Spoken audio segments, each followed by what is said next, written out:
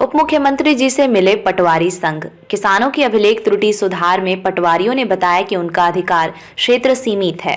वर्तमान में समस्त अभिलेख ऑनलाइन हो चुके हैं। तकनीकी जटिलता एवं नियमों के कारण पटवारियों का कार्य बहुत ही सीमित है।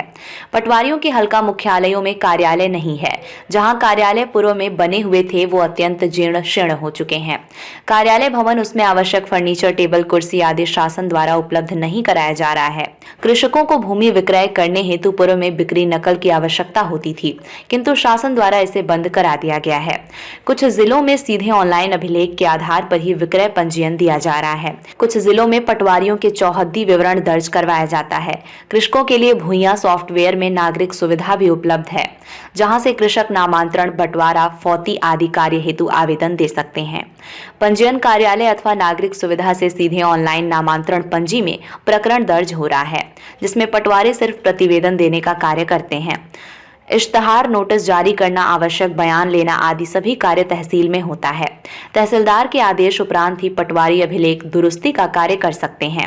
अभिलेख दुरुस्ती हेतु फीफो सिस्टम लागू है। साथ ही समय सीमा निर्धारित है, जिसकी समीक्षा उच्चाधिकारियों द्वारा किया जाता है। पूर्व में हो चुके नामांतरण के आधार पर भी ऑनलाइन दुरुस्ती पटवारी द्वारा सीधे नहीं किए जा सकते हैं। यदि किसी कृषक का एक ही गांव में एक ही धारणाधिकार में अलग अलग खाता बन गया है तो उसी भी एक खाता नहीं किया जा सकता है।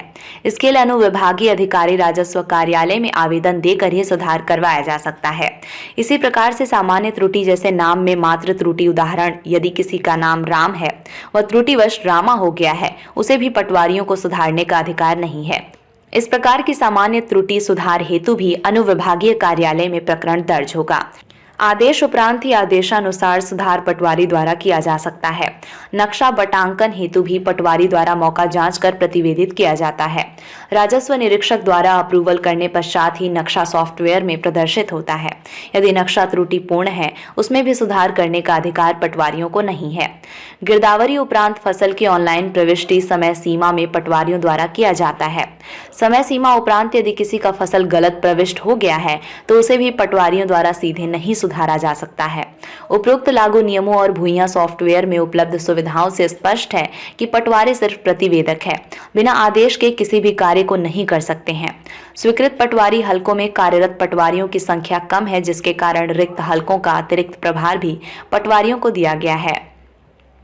विभागीय कार्यों के साथ साथ निर्वाचन, आगजनी, बाढ़ शिविर, मेला, वीआईपी प्रोटोकॉल आदि में भी पटवारियों से कार्य लिया जाता है। आय, जाति, निवास, राशन कार्ड सत्यापन, भूमि मापन आदि कार्यों को छोड़कर 90% कार्य तहसील कार्यालय अथवा अनुविभागीय कार्यालय से होना है। इन सब के बावजूद किसानों द्वारा पटवारी मेरा काम नहीं कर रहा है जैसे शब्द शिविर में सुनाई देता है और कोप भाजन का शिकार भी पटवारी हो रहे हैं, जबकि यथार्थ भूइयां का क्रियान्वयन इसके विपरीत है।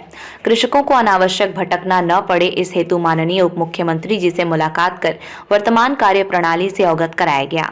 इस दौरान जिलाध्यक्ष पालेश्वर सिंह, संभाग अध्यक्ष निर्मल साहू, प्रांतीय कोषाध्यक्ष सतीश चंद्राकर, रामचंद्र साहू व अन्य पटवारी उपस्थित रहे।